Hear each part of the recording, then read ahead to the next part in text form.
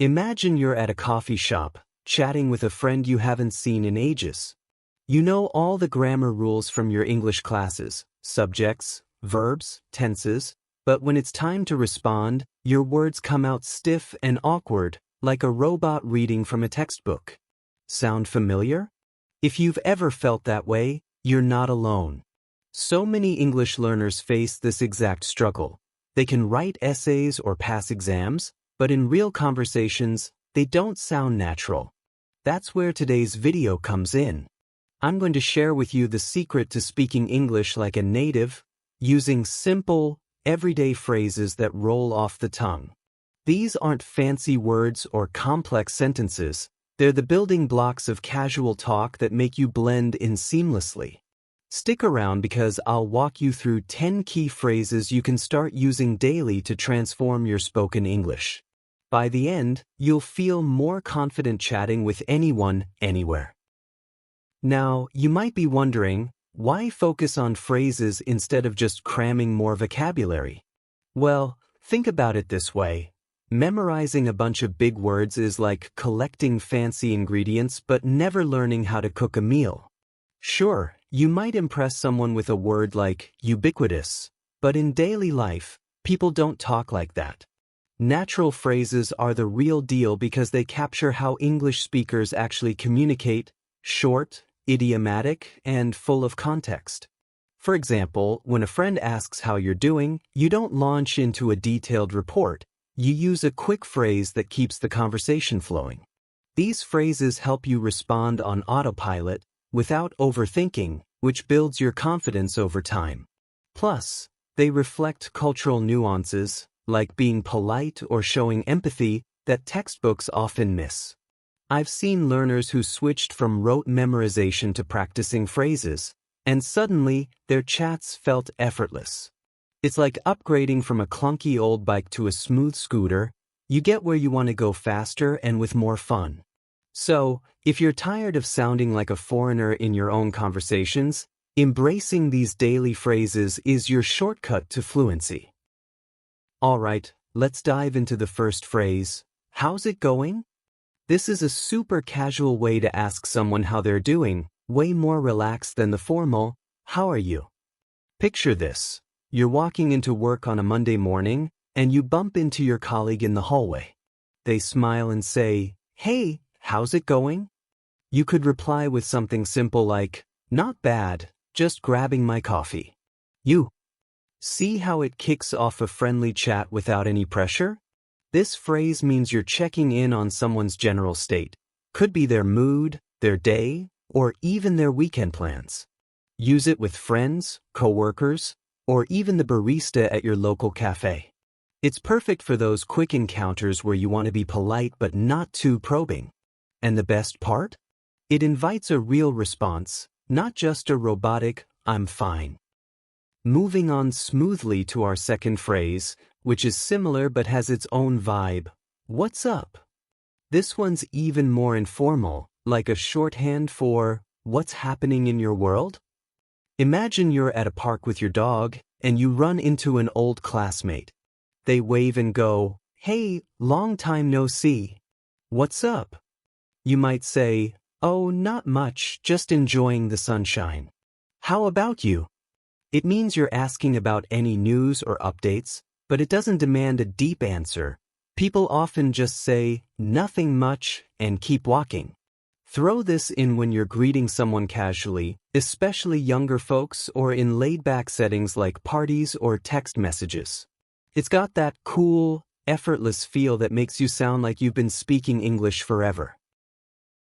Now, let's talk about wrapping up conversations naturally with "catch you later." This is a fun, breezy way to say goodbye without the stiffness of farewell. Think of a scenario where you're finishing a phone call with your sibling. "Alright, I've got to run to the store. Catch you later." They might respond, "Yeah, talk soon." It simply means, see you sometime in the future, and it's great for informal goodbyes with friends or acquaintances. Use it when you're not sure when you'll meet next. It keeps things light and positive. No need for elaborate plans. Just a quick exit that leaves everyone smiling. Shifting gears a bit, what if someone apologizes for something minor?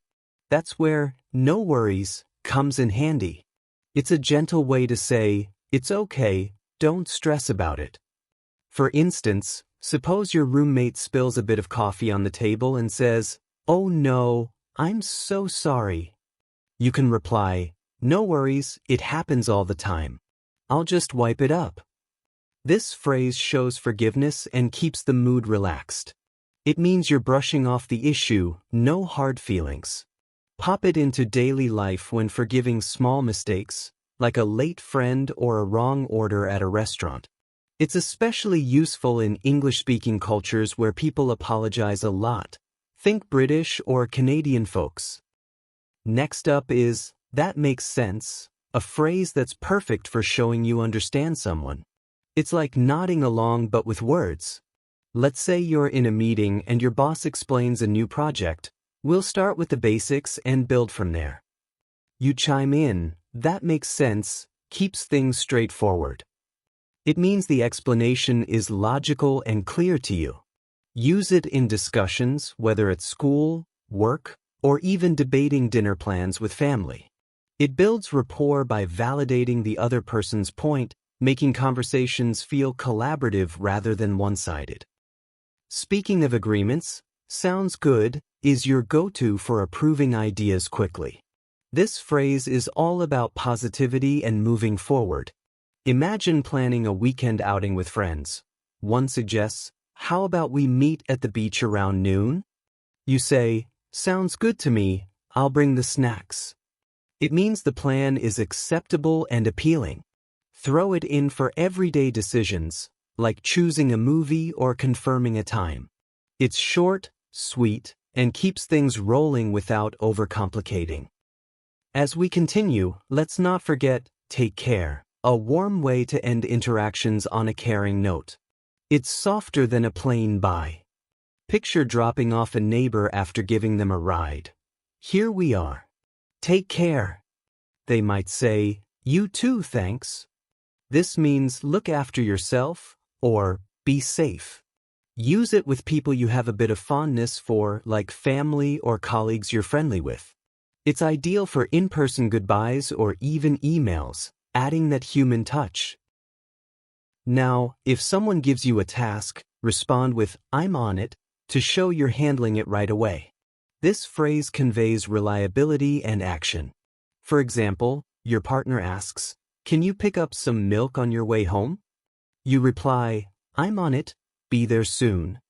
It means you're taking charge immediately. Great for work emails, family chores, or helping friends. It makes you seem proactive and dependable. Sometimes, you need a moment to think, and that's when "let's see" fits perfectly. It's a filler phrase for pondering options. Suppose you're at a restaurant, scanning the menu. Your date asks, "What are you in the mood for?" You say, "Let's see, maybe the pasta?" It means, "Let me think about this." Use it in casual decision-making, like shopping or planning, to buy time without awkward silence. It's a natural way to keep the flow going. Finally, wrapping up our list with "you got it," which is an enthusiastic yes to requests. Think of it as, "Sure, no problem." At a drive-through, the cashier says, "Would you like fries with that?" You respond, "You got it." It means you're confirming or agreeing promptly. Perfect for service situations, like waiters or shop assistants, or even with buddies asking favors. It adds energy and politeness to your responses. Phew, we've covered a lot of ground with those 10 phrases, haven't we? But before we wrap up, let's chat about some common pitfalls learners run into when trying these out. One big mistake is overpronouncing every word, making it sound scripted, like saying, "How is it going?" too slowly instead of blending it into, "How's it going?" Remember, natives slur words a bit for that natural rhythm. Another slip-up is using them in the wrong context. For example, throwing "catch you later" at a formal meeting might raise eyebrows. Save it for casual vibes. And don't forget intonation. Flat delivery can make even the best phrase fall flat, so practice raising your voice for questions like, "What's up?" to sound engaging. My tip? Record yourself chatting with a mirror or a language app. It feels silly at first, but it builds confidence. Repeat phrases in real scenarios, starting small, maybe one per day, and focus on feeling relaxed rather than perfect. Humor helps too. If you mess up, laugh it off with, "No worries." To recap, incorporating these daily phrases, "How's it going?" "What's up?" "Catch you later," and the rest, into your routine is like adding spice to plain food. It makes your English flavorful and authentic. They're not just words, they're tools for connecting in real life. Don't overwhelm yourself by cramming all 10 at once.